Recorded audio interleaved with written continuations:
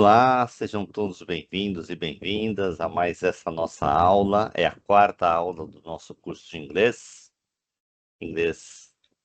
da IPU.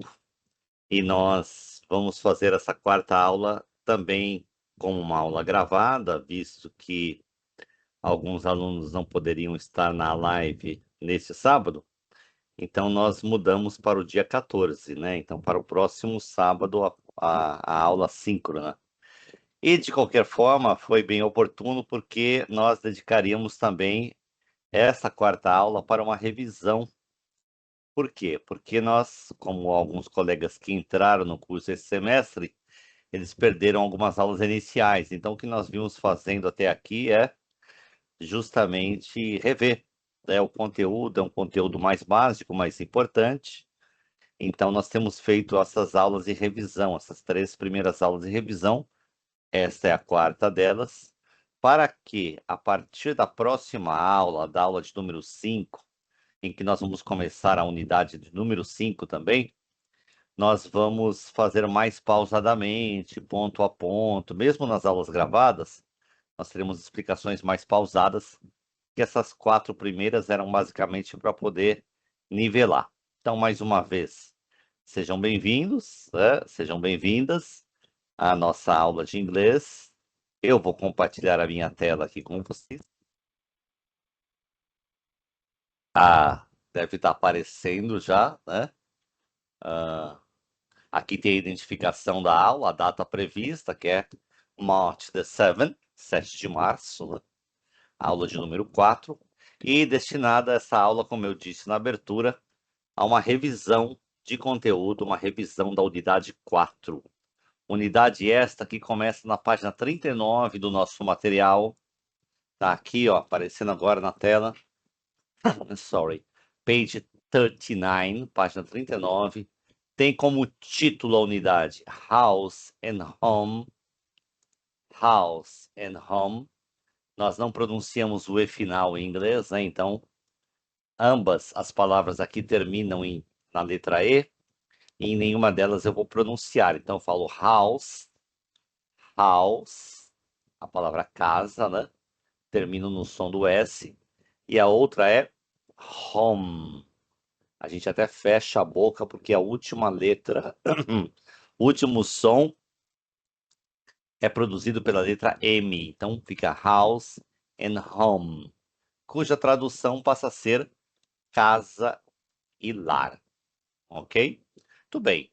Até aqui, nessas 4 unidades, aí eu recomendo, principalmente para aqueles alunos que estão começando o curso agora, que revejam todo o material, né? Todos os exercícios. Eu mandei um vocabulário, eu mandei também anotações anteriores. Essa daqui vai seguir também para vocês, né? Mas que façam a revisão dos exercícios, façam a revisão dos conteúdos. Mas basicamente, nas 3 aulas anteriores, nós vimos uma apresentação do verbo to be, verbo este que faz a pergunta, que nega, enfim. É um verbo que dispensa o uso de demais verbos, ele mesmo se comunica e estrutura as frases, cuja tradução é ser ou estar. E na segunda e terceira aulas, nas 2 últimas, nós começamos a ver o present simple, isto é, o presente simples, que equivale na língua portuguesa ao presente do modo indicativo, cujas frases são formadas com pequenas alterações no verbo na terceira pessoa do singular, he, she ou it. Alteração esta que vai ser caracterizada pelo acréscimo da letra S ou ES, dependendo da terminação do verbo. Perguntas feitas com do ou does antes do sujeito, do antes do sujeito referente a I, you, we or they, eu, tu, nós, vós ou eles ou elas, e does eu uso antes de ele ou ela, he, she or it. E quando eu uso does, eu retiro o S característico do verbo na forma afirmativa. E também vimos a negação, don't e doesn't. Don't para as pessoas I, you, we e they. E doesn't para he, she ou it. tudo isso foi abordado nas aulas anteriores, mas de uma certa forma, durante o nosso curso, eu vou sempre recobrar, porque são as bases, né, do estudo e vão dar para a gente uma certa tranquilidade na hora de prosseguir. É que eu não queria simplesmente começar pela unidade 5 sem fazer esse passeio aqui, até para os alunos que fizeram comigo o semestre anterior, é bom para revisar, né? Então, por isso essa nossa caminhada. E hoje, a última das aulas de revisão, nós vamos nos debruçar sobre a unidade 4, a Unity 4, cujo título é House and Home, como eu acabei de dizer. E nesta unidade, nós não temos, assim, ah, questões relativas a verbos, formação de frases, mais ou menos. Porque o centro dessa unidade vai ser acerca de um verbo em particular, uma locução verbal, isto é, uma expressão que implica, para nós falantes do português brasileiro, implica em dizer existe ou existem, há, o verbo haver é invariável em português, né? Ou, popularmente, nós usamos o verbo ter, né? Então, como é que eu falo assim, por exemplo, tem gente lá fora, tem problema, enfim, quando você usa o verbo ter, não com o sentido de posse, mas com o sentido de existência. É tão comum isso na língua portuguesa? Pois bem, no inglês não é bem o verbo ter que você vai usar, é essa locução verbal que eu vou apresentar já já para vocês, na forma aqui de uma revisão. Mas só para a gente seguir né, o padrão do livro, do nosso material, temos aqui, ó, a primeira página, page 39, tem sempre um resuminho, né? Já vão se acostumando a essa estrutura. Um resuminho do que vai aparecer na unidade, em termos de gramática, vocabulário, leitura, compreensão oral, enfim. Esse é um resuminho que aparece aqui na primeira página, acompanhado de uma foto de uma casa bastante unusual, né? Uma casa bastante incomum. Essa casa na árvore aqui, só que não é uma casa na árvore do tipo crianças constroem, né? É uma casa arquitetonicamente construída na árvore. E há duas perguntas provocativas para introduzir o tema. Ó. Where is the house? Né? Onde está a casa? Where, que nós já vimos é onde, né? Olha o verbo to be aí fazendo uma pergunta, isto é, se antecipando ao sujeito, onde está? A gente fala igual nesse caso em português, né? Onde está a casa? Where is the house? Ou onde é a casa, se você preferir, uma vez que o verbo to be pode ser ou estar, né? E a segunda pergunta provocativa, aí sim ela usa um verbo auxiliar, porque não é mais uma pergunta com o verbo to be, não é mais uma pergunta com o verbo ser ou estar, e sim com o verbo like, que é o verbo gostar. Então a pergunta, gostar de, né? Então a pergunta é, do you like it? Você gosta, né? Você gosta do quê? Da casa, e se it está substituindo ela, né? Ela, uma coisa. Então, do you like it? Why or why not? Por que ou por que não? Ok? Here you are the points. Yeah? Bom, eu até coloquei aqui nas nossas anotações, ó, isso que eu estou falando, ó, where is the house? Aí uma sugestão de resposta, né? It is in the wood. A palavra wood significando bosque. Olha lá. Where is the house? It is in the wood. The other question. Do you like it? Why or why not? Depende da tua resposta, né? Eu trouxe a tradução ali, ó. Você gosta? Por quê ou por que não? E aí há duas sugestões de respostas. Quando eu começo uma pergunta com do ou does, se fosse na terceira pessoa, é preciso notar que um passo primeiro que eu vou dar na resposta é yes ou no. Perguntas que começam com do, com does, ou até com o próprio verbo to be, isto é, quando ele é a primeira palavra da frase, são yes or no questions, perguntas de sim ou não. Sugestão, você diga yes I do, no I don't, e aí completa, porque a pergunta era why or why not. Primeira sugestão de resposta, do you like it? Yes, I do. because it's unusual. Porque ela é incomum. Or no, I don't. It's too isolated. Ó, isolated. Isolado aparece com isolado em português, a escrita, né? Mas a pronúncia é isolated. Esse S com som de S mesmo, não é como em português. Um S entre duas vogais sem som de Z. Não, esqueça isso, né? Isolated. There are two possibilities, two suggestions, yeah? Do you like it? Yes, I do, because it's unusual. Incomum, é diferente, a gente fala, né? Ah, tal coisa é diferente. Unusual. Uma boa palavrinha. No, I don't. It's too isolated. E eu aproveitei até para fazer uma digressão que não tem lá no livro sobre a palavra to, com dois Os, né? Parece desde a primeira lição lá no Nice to meet you too. Então vamos entender isso um pouquinho. Essa palavra é uma palavrinha que tem pelo menos dois significados, né? Ó, to, a palavra to significa também e é usada para concordar com uma afirmação na língua inglesa. Com esse significado, ou seja, de também, ela sempre figura como última palavra da frase. Alguém fala assim, I like chocolate. Oh, I like it too. Ou I like chocolate too. Ela vai lá no finzinho, ela é a última palavra da frase. Qual a tradução para ela? Também. Por isso que tem lá naquele comprimento lá que a gente começou a ver, né? Viu na primeira edição. Nice to meet you. Prazer em conhecê-lo. Nice to meet you too. Esse to, última palavra, também. Outra possibilidade, a segunda possibilidade de tradução e de uso da palavra to, escrita do mesmo jeito, T-O-O, né? T-O-O. Ó, essa palavra também é usada para significar demais, além da conta, né? Isto ocorre quando ela surge antes de um adjetivo.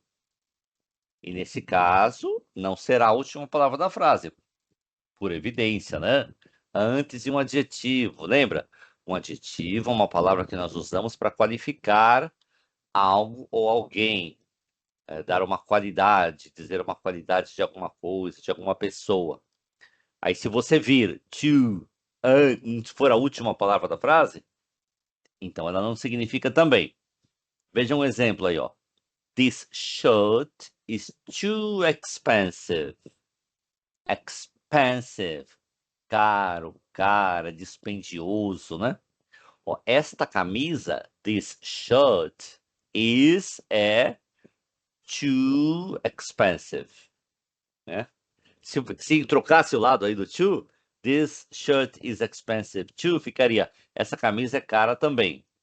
Mas não é isso que eu quero falar. Eu quero falar que ela é cara demais, né? Custa muito dinheiro, além da conta. Então, too expensive. Essa observação porque nós colocamos aqui, ó. It's too isolated. Então, esse too tem o sentido de demais. Ok? Just to clarify the things. Aí, na unidade, partimos exatamente, ó, propriamente para o tema central da unidade, que é o verbo ou a locução verbal. Locução verbal é um verbo acompanhado de uma palavrinha, né? There to be, que tem duas formas, there is ou there are.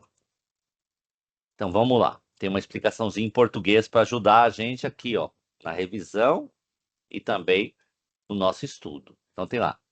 Grammar, there is, there are.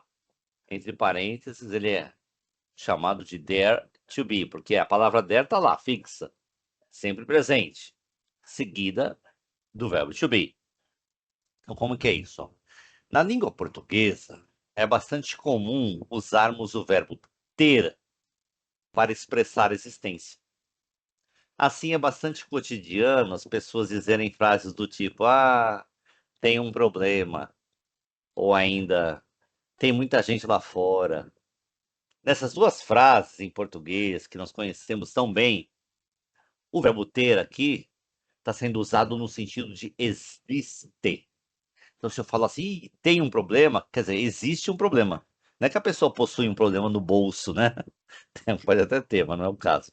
Ou tem muita gente lá fora, eu possuo pessoas. Não, não é nada disso.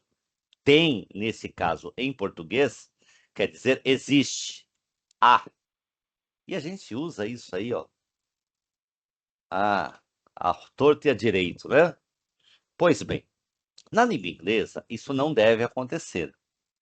Nós não devemos usar o verbo ter, que é o verbo to have, que apareceu já em situações anteriores e vai voltar a aparecer, e sobre ele vamos falar muitas vezes. Pois bem, não devemos usar o verbo ter para expressar existência, somente posse. Ou seja, usamos o verbo ter quando queremos dizer que temos ou não algo, alguém, qualquer objeto ou pessoa. E aí seguem os exemplos, né? Ó. I have a car, or I have a computer, I have English classes. Né? Então, eu tenho um carro, eu tenho um computador, eu tenho aula de inglês. Isso aí é o comum, né? Aí vou dar até um espaçozinho aqui para ver se vai ficar mais tematizado para a gente, ó. Quando quisermos dizer que alguma coisa existe, devemos usar o verbo there to be. Então, não é posse, não é um objeto que eu possuo, mas sim, eu estou querendo referir-me à existência de algo. Aí eu vou usar essa expressãozinha aqui, que é o verbo there to be. There is, ou a abreviação there is, ó, nessa linha aqui, gente, ó. Acompanha comigo aqui, ó. There is, ou there is, existe, há, singular. Exemplo, ó, there is a problem. Há, ou existe, ou entre aspas, né, que a gente fala em português, tem um problema. Então, singular. E eu uso there are para existem. Há, mas em português o verbo haver é invariável, né? Mas vamos fechar no existir, que fica mais fácil de entender. There are, existem. There are a lot of people outside. Há muitas pessoas lá fora, ou do lado de fora. Esse é o significado da palavra outside. Então, primeiro passo, eu uso there is, there are para me referir à existência, ok? Existe. E aí apareceu lá um exercíciozinho, né? Esse quadrinho que está aqui, ó, é esse starter baseado no áudio, ok? Eu só organizei aqui em termos de vocabulário. Se você ouvir o áudio, você vai ver que é exatamente o que está aqui, né? No living room, a sala de estar, kitchen e bathroom. Né? Então tem sala de estar, cozinha e banheiro. No living room, sofa, lamp, armchair e shelves. Sofá, lamp, né? É o abajur, pode ser de mesa ou de pé, né?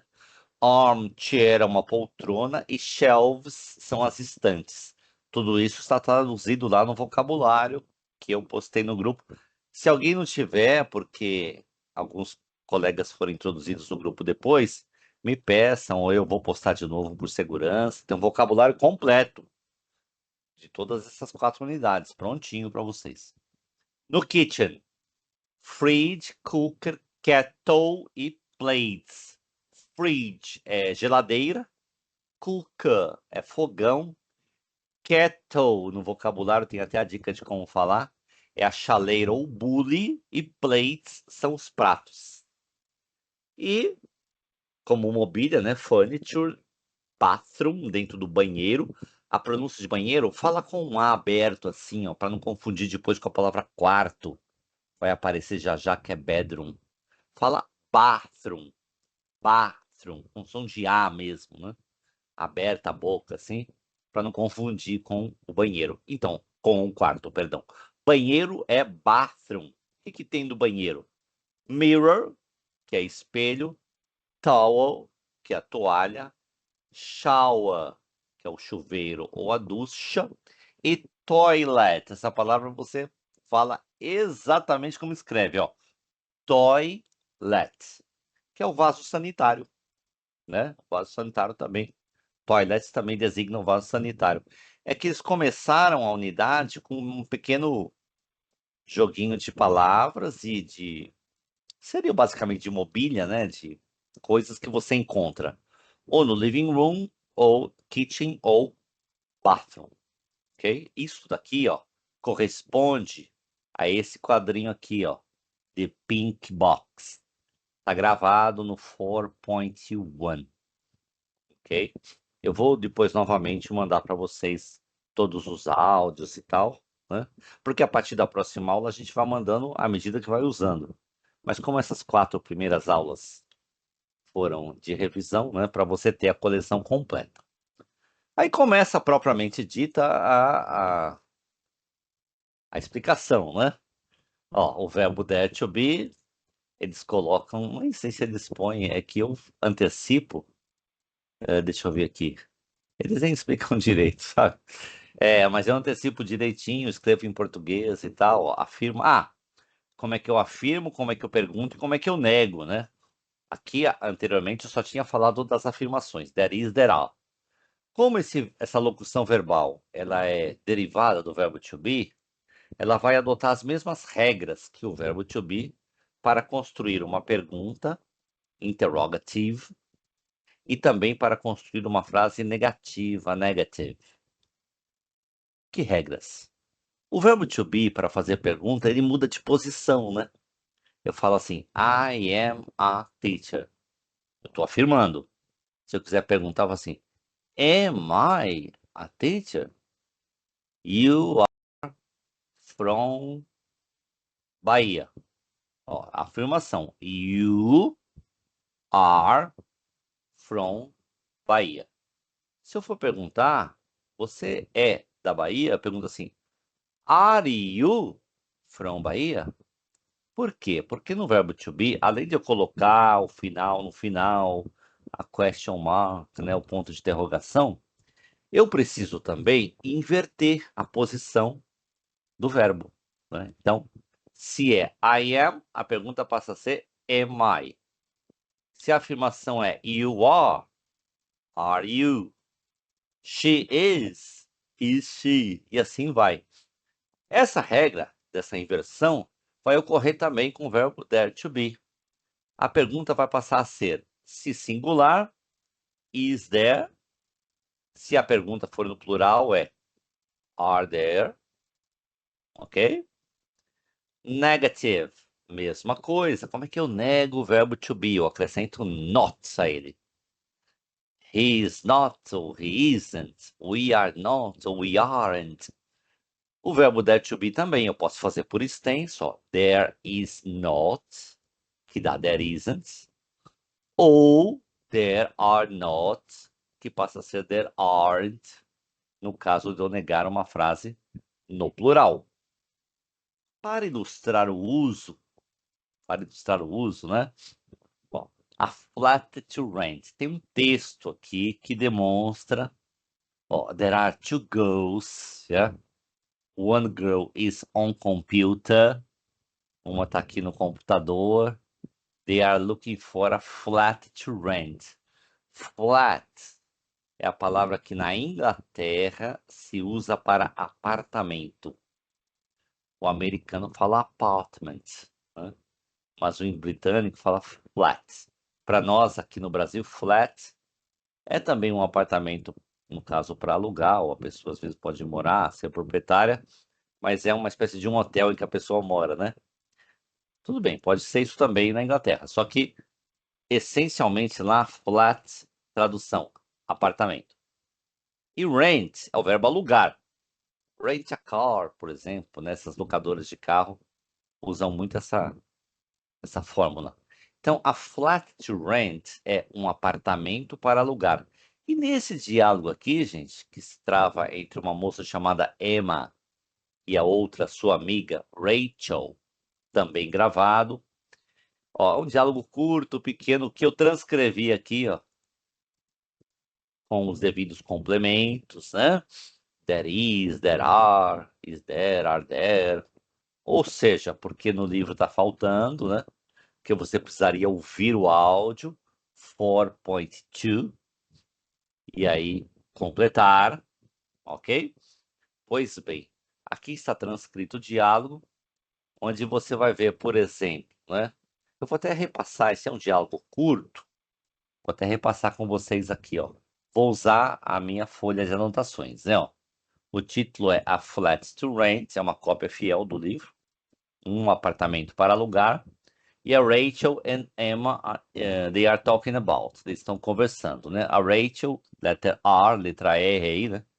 Oh, there is a flat to rent in Medway Road. Ó, there is a flat. Existe um apartamento para alugar. Nós, brasileiros, falaríamos assim, Ih, tem um apartamento, né? Tem um apartamento para alugar. Como assim tem? Existe. Ah, em inglês, there is. Por que there is? Que é um só. Ela viu apenas um a princípio. Aí a Emma faz a pergunta, is it big? Olha a pergunta com o verbo to be. Se fosse afirmar é it is big. Mas a pergunta é grande. Is it? Is it big? Aí a Rachel passa a descrever, ó. There is a big living room. Tá abreviado porque na fala se abrevia muito, né? Mas é there is. There is a big living room. Tem uma sala grande. Living, uma sala de estar, né? Existe. Ah, vejam que em nenhum momento eles usam o verbo ter, o verbo to have. Por quê? Para expressar a existência, there to be. E a Rachel prossegue, ó. And there are 2 bedrooms. Ó, bedrooms. Por isso que eu falei para falar banheiro, bathroom. Porque o som é parecido. A grafia nem tanto, mas o som, né? Então, ó. There are 2 bedrooms. E existem 2 quartos. Bedrooms. Por que there are? There are nem tem jeito de abreviar, né? Porque são 2. Fosse 1 quarto, seria there is 1 bedroom. Agora, there are 2 bedrooms. Aí a Emma vai lá. Great! What about the kitchen? E quanto à cozinha? There is a new kitchen. Existe uma cozinha nova. Really? How many bathrooms are there? Olha lá, quantos banheiros lá, né? Porque às vezes tem um lavabo, né? Uma coisa assim. How many bathrooms are there? Olha a pergunta are there, invertendo a posição do verbo, né? Mas eu vou repetir isso até, né, vocês ficarem saturados, mas é porque é importante. O verbo to be ele inverte. A Rachel dá uma hesitada, né? There is just one bathroom. Há só um banheiro. Just one. É perguntar there, mas responde com there is, porque ela vai falar de um só. Is there a garden? Tem jardim, né? Is there a garden? Uma sacada, sei lá, né? No, there isn't a garden. Olha a frase negativa. There isn't, there is not a garden. But it's opposite the park. Mas esse it aí é o apartamento, o flat, né? Ele está opposite the park. Do outro lado, em frente a um parque, né? O prédio do outro lado da rua tem um parque. It's opposite the park. Aí a Emma termina. Oh, it doesn't matter then. It doesn't matter. Não importa, então não tem importância, né? It sounds great, parece legal, tudo isso no vocabulário. Só para mostrar para vocês, por exemplo, que aqui a gente tem, né, um pequeno diálogo envolvendo o verbo there to be. Aí segue no livro, né, há outras situações também no áudio, né? E essa é a apresentação inicial dessa locução verbal. There is, there are, eu inclusive repeti em nossas anotações, ó, um quadrinho aqui, afirmação, pergunta e negação, com as respectivas traduções, né? E os outros exercícios que se seguem lá relativos a isso. Ok. Aí também surge aqui, também mais em sentido de vocabulário, um pouco das prepositions, um pouco de preposições. No caso pontual aqui, olha, prepositions of place, preposições de lugar. Preposições não são muito agradáveis, né? Mesmo em português ou em qualquer idioma, é uma coisinha meio mala, né? Meio chata. Mas fazer o que? Elas são necessárias. Então aqui, ó, nós temos essas preposições de lugar. E também para facilitar, as mesmas que estão aqui, ó, nesse quadrinho, que vão ser usadas um exercício, também gravado, né? O bom desse método é que tem muita coisa gravada, facilita o self-study, né? O autoestudo, o estudo sozinho. Mas essas mesmas que estão lá, eu coloquei aqui, ó, na listinha com a tradução, né? In the, on, near, olha o jeito de falar aqui entre barras, ó, near, next to, at, under, above, between e opposite. Ó, é no primeiro O que é a tônica, né? Opposite.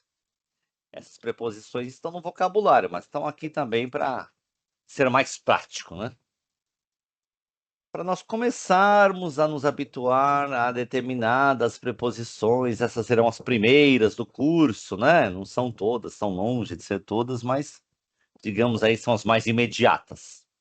In, on, next to, near, etc, etc. Aí eles dão uma figura, né? Ó, a picture, ok? E algumas frases relativas a essa figura. Sugestão: ouçam a faixa 4.4, embora, né, nós tenhamos aqui, ó, a solução, né? Mas para você entender, para você tentar também para educar o ouvido, né? Esse foi a primeira parte, digamos assim, a parte mais central da unidade 4. Nesta unidade também eles apresentam, em termos de vocabulário, as palavras some, any, a lot of e, vejam aqui, ó, do lado direito, these, that, these and those. Portanto, né? Deixa eu mostrar aqui para vocês, ó, como que funciona isso. Some. Some pode ser traduzido como algum, alguns, alguma, algumas. Escreve some, né? Mas fala-se some. Olha a boca fechando no M final, porque a palavra termina em E o E não é pronunciado. Então é some. Aí eu coloquei aqui, ó, usado preferencialmente em frases afirmativas. Examples, ó. There are some people outside. Existem algumas pessoas, né, do lado de fora, lá, do lado de fora. Eu coloquei uma referência a essa frase, uma frase no singular, para você saber que people é sempre plural. O singular de people é person. Aí eu coloquei uma frase semelhante, ó. There is a person waiting for you. Até grifei, underlined aí para você saber que people e person são equivalentes, mas são palavras que têm um defeitozinho, né? Person é singular e o plural de person não é persons, é people, ok? Mas o central aqui é o some. Some eu uso para afirmar. Any. Any, ó o jeito de falar aqui, ó. Any. Nenhum, nenhuma, se a frase for negativa. Ou algum, alguns, alguma, algumas, ou seja, igual ao some, mas nas perguntas, ó, usado em frases interrogativas. Essa é a diferença entre some e any. Vejam lá, ó. Example: I don't have any money. Eu não tenho nenhum dinheiro. A frase é negativa. I don't have. Eu não vou falar I don't have some. Não posso. Na frase negativa eu uso any. Ou uma pergunta, ó. Tem gente lá fora, né? Eu até coloquei entre parênteses o jeito de falar do português brasileiro, né? Are there any people outside? Tem alguma pessoa lá fora? Tem alguém lá fora? Aí esse alguém não pode ser some ou algum, né? Porque é uma pergunta. Essa é a diferença.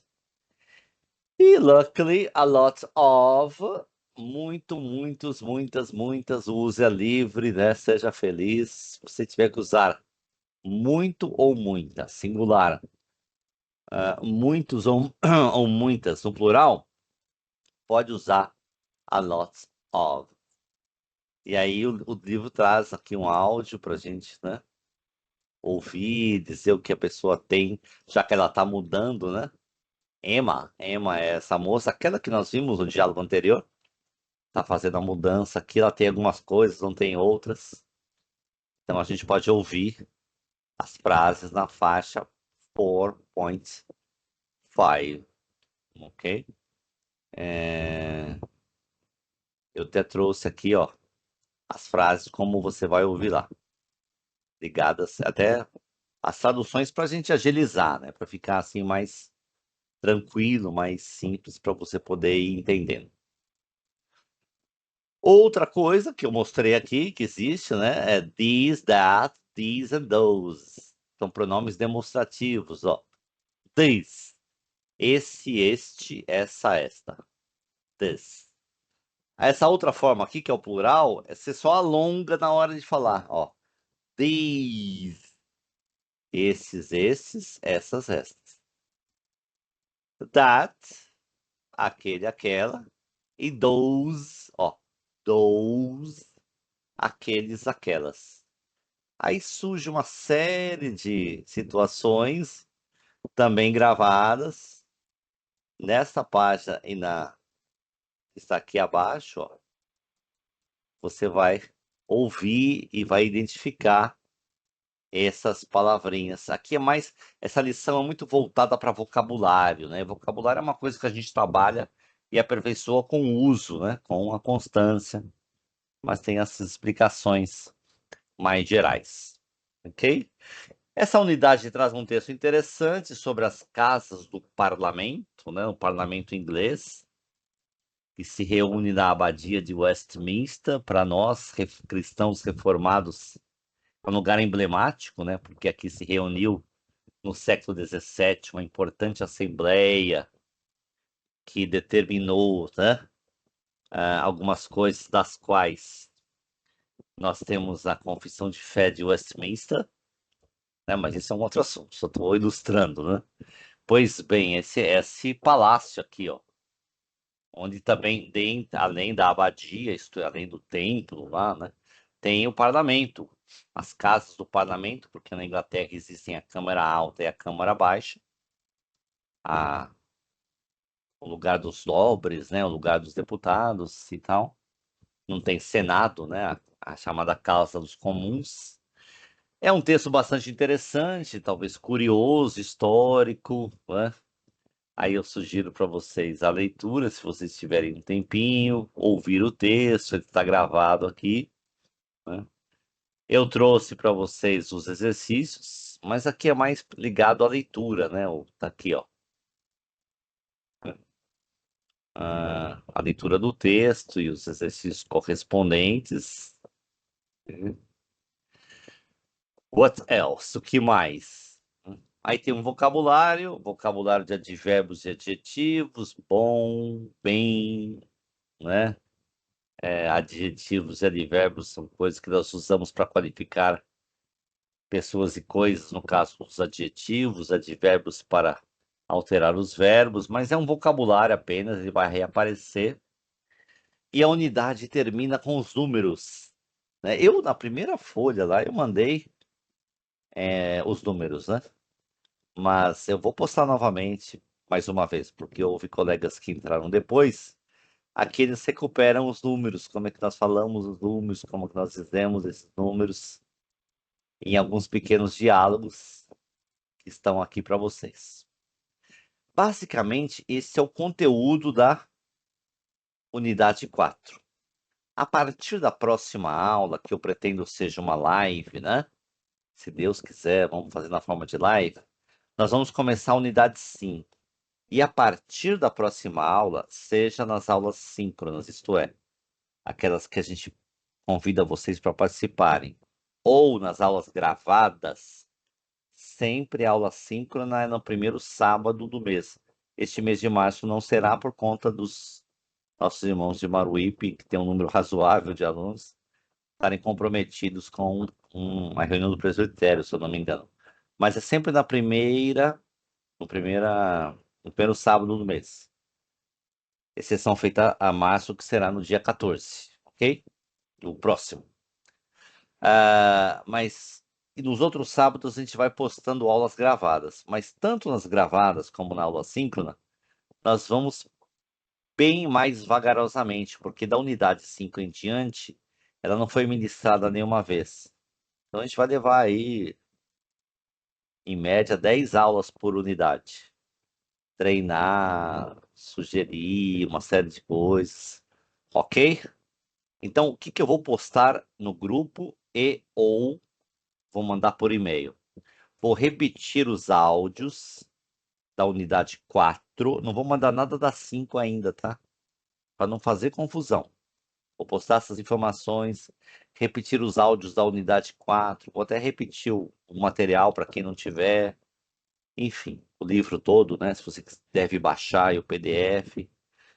Se faltar alguma coisa que você não tenha, vou pôr o vocabulário, né? Essas informações todas eu vou escrever e vou mandar também por e-mail. O e-mail, para muita gente, é mais confortável receber pelo e-mail, pelo grupo do WhatsApp. Às vezes o celular não tem tanta memória assim para baixar gravação e tal. Se você não estiver recebendo meus e-mails, me escreva no particular, no privado, no WhatsApp. Fala, ó, me inclua na lista de e-mails. Meu e-mail é tal, ok?